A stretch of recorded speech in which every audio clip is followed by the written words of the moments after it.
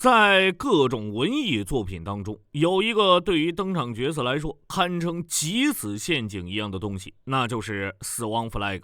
什么打完这场仗就回老家结婚，或者战斗结束了我有话对你说，这些台词已经在数不清的作品里斩获了足以让孔虐点赞的成果。而在高达系列中，有这么一系列机体顶着 flag 的名字负重前行，其驾驶员甚至真的在剧情中征服了死亡 flag。它便是机动战士高达00中出场的量产机 SVMS-01 联合旗帜式系列。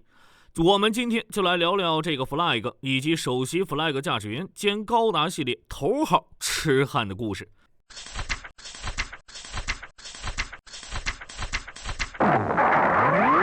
作为新世纪的第二部高达正作，00很显然深受当年大获成功的 W 影响，只不过在故事上一反常态。00故事开始时，人类的主要注意力基本还停留在地球上，此时地球上的吃鸡大赛已经进行到了最后关头，整个地球上的主要势力只剩3个。其一是以美国为主导，虎踞美洲并吸收了大洋洲及日本的太阳能与自由国家联合，一般简称为联合。其二是以亚洲国家群为中心的人类革新联盟，简称人革联。其三则是以欧盟为母体的新欧洲共和体，简称 AEU。值得一提的是，虽然名字上是欧洲，但是 AEU 其实充分展现了殖民时代遗风，控制了大部分非洲地区。不过就算如此，依然是3家势力中纸面实力最弱的。虽然这些势力纯粹是虚构产物，但基本上都还维持了现实中的一些刻板印象，因此3大势力的一些细节如果过度解读一下的话，搞不好就是什么恶毒的政治隐喻。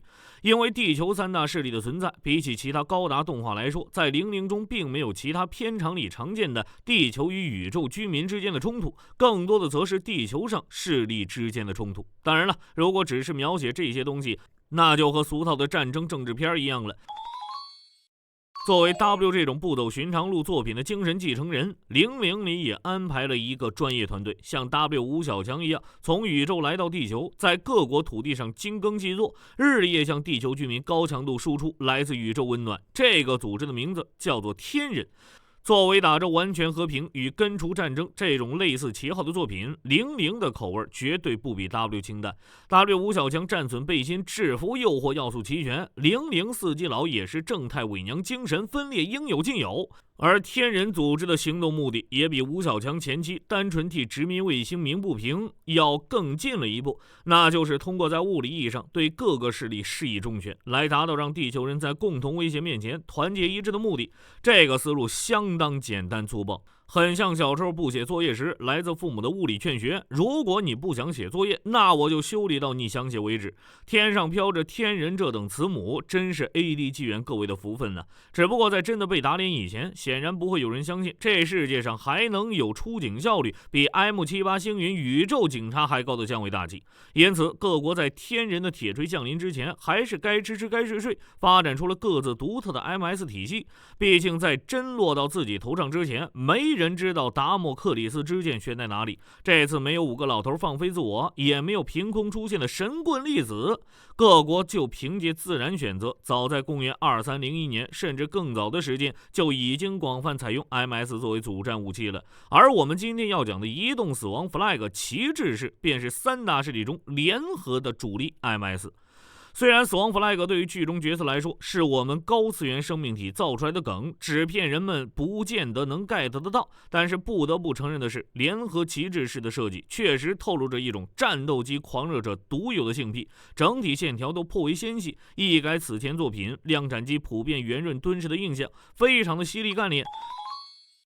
其前身 VMS-15 联合实战士身上就有着更多的战斗机的影子，而联合旗帜式则在 AD2307 年投入使用。虽然名义上是作为实战式的后继机，但却采用了全新的设计，而非在原联合实战式的基础上进行改进。这一点从机体番号重新定义为01这一点上就可以看出。与联合实战式一样，联合旗帜式可以在 MS 模式与飞行模式之间切换。当然了，变形模式依然是高达系列祖传的一趴变形。而且由于旗帜式本身线条纤细，缺少遮挡，所以变形后 MS 形态的四肢都大大咧咧地暴露在外边，看起来就像一个人撅着屁股趴着在天上飞一样喜感。但联合旗帜式和联合实战式最大的不同之处在于，联合旗帜式不需要额外的换装作业就能变形，但是由于在战斗中直接进行变形，对于机师技术的要求相当高，通常无法在战斗中直接进行变形，而依旧需要在出击前便决定出击形态。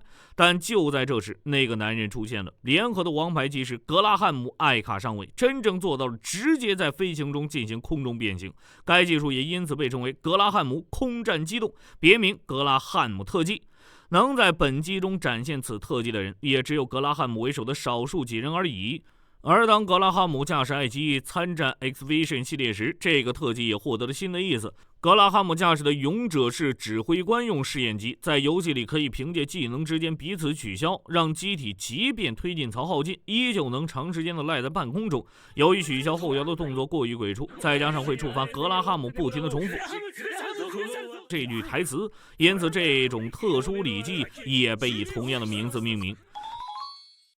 在联合次世代机竞争中，当时还没多少名气，军阶为少尉的格拉汉姆·艾卡以此特殊技巧，让联合旗帜式展现出了远超过一般化通用可变形 MS 运用法的战斗表现，战胜了当时驾驶 YMS-02 联合疾风式的传奇机师史雷格·苏瑞奇少校。接下来就是熟悉的剧情了。疾风式在空战性能方面其实比旗帜式更为优异，但多方面运用平均性能较低，且开发费用昂贵，两者之间的竞争像极了另一个世界观下扎古与自大之间的竞争关系。因为其特性终究仅为联合实战式的强化版本，与树立全新思想的联合旗帜式在基本概念上有着相当大的差距，所以最终这次次世代机的竞争结果是确定了联合旗帜式作为次世代主力机的地位。联合旗帜式拥有出色的空战能力，拥有高速飞行的能力。机体配备了4个氢等离子体喷气式发动机，2个位于后置式主飞行装置内，2个位于后腰副飞行装置中。该型机以氢作为燃料，且以分子等级储存在构成机体骨架的碳管中。这个构造因为不需要提供专用的燃料空间及供给用的管道，对于机体大幅度的轻量化有强大的贡献。这不仅消除了被攻击时产生爆炸的危险，而且省去了额外的燃料箱空间。由于这种适应性，也让旗帜式不管在大气圈的内外都存在着针对各种用途而制作的派生机。联合旗帜式身躯的驾驶舱与联合实战式不相同，可旋转适应飞行模式或者 MS 模式。在飞行模式时，驾驶舱座椅处于斜躺状态；在 MS 模式时，座椅处于几乎直立的状态。除了身躯的驾驶舱，在其腰部还有一个副驾驶舱。联合旗帜式可以直接在空中将上下半身断开连接，现场表现一个腰斩。副驾驶舱在机身分离时使用，但分离后便无法再合体，仅作为一种紧急用途。动画里就又通过路人甲使用过这招，去牵制天人的力天使高达，一脸深得背心尊者真传的样子。可惜00这部作品里到底也没有出现穿着背心开 MS 的猛男，终究还是只参透了自爆这门神奥学问的皮毛啊。联合旗帜式内置有微波接收天线，可通过微波接收来自轨道电梯的太阳能能源，在其有效范围内理论上拥有耗不尽的电力。由于联合长期将 MS 部署在海外，不可能有全面的电力接收网络，联合亦未在其领土建设全面电力接收网络，因此仍旧需要其他能源来供能。头部的主感测器在其面部装甲中间的缝隙中，在面部装甲后方有很多精细的传感器零件，面部可发光进行威吓与发光暗号通讯，其面部图案并不仅限于一侧，亦可两侧同时显示。而头顶的片状天线为左右不对称的大小。联合旗帜式的武装大多数为联合实战式的改良版本。线性步枪作为主要武器，可发射120毫米口径的子弹，可以切换成低功率输出进行高速射击。MS 模式不使用时可收纳在腿侧，在飞行模式下，线性步枪可以产生电磁屏障，减少飞行时的空气阻力，从而提高战机形态的飞行速度。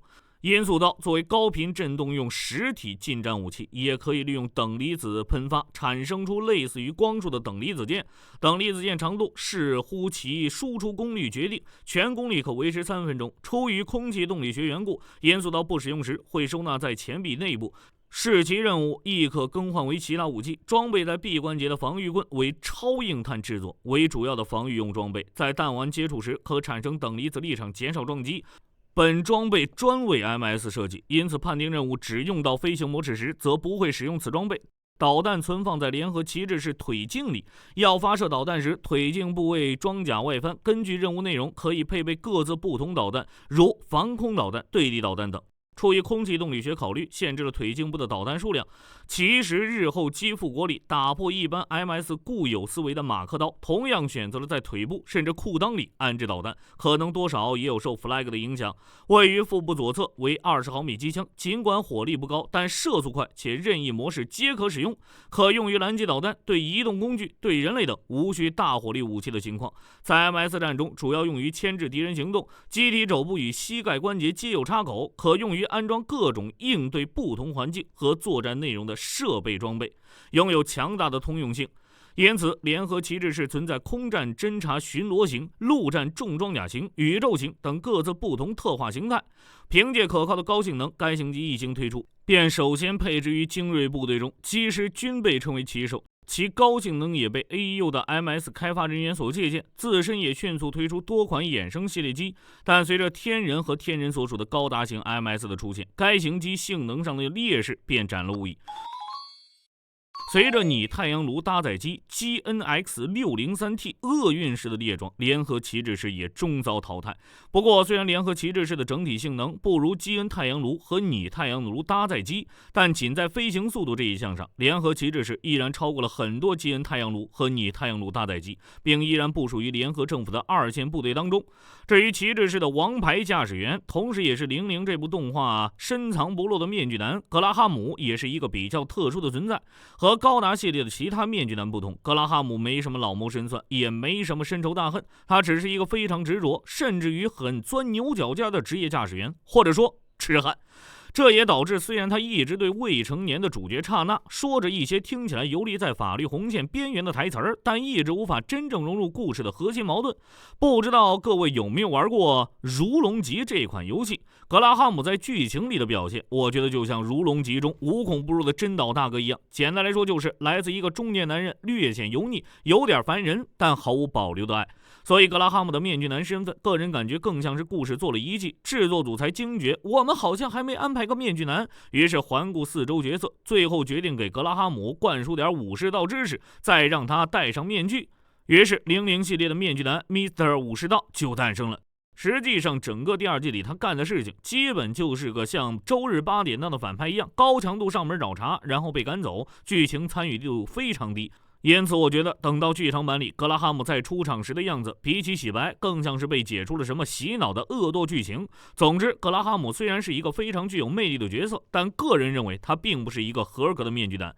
剧场版摘掉面具的格拉哈姆又做回了那个疾驰在太空中的秋名山车神，驾驶勇者式展现了各种挑战生理极限的操作，全程耍帅之后讲着满嘴漂亮话，进行了最后的玉碎冲锋，以一种非常美式战争英雄的形象迎来了谢幕。但是当观众都以为这个开了一辈子 flag 的男人最后还是死于自己立的死亡 flag 时，没想到在00 10周年时，格拉哈姆堂堂复活，不光吐了便当，而且加入了天人，甚至开上了自己心心念念的能天使 R4， 征服死亡 flag， 走上人生巅峰。高达系列恐怕也仅此一人了。至于为了战胜突然出现的高达而一路变强的格拉哈姆专用旗帜士们，我们就放到下期再讲吧。欢迎在评论区中留言讨论。那么本期视频内容就到这里，我们下期视频再见。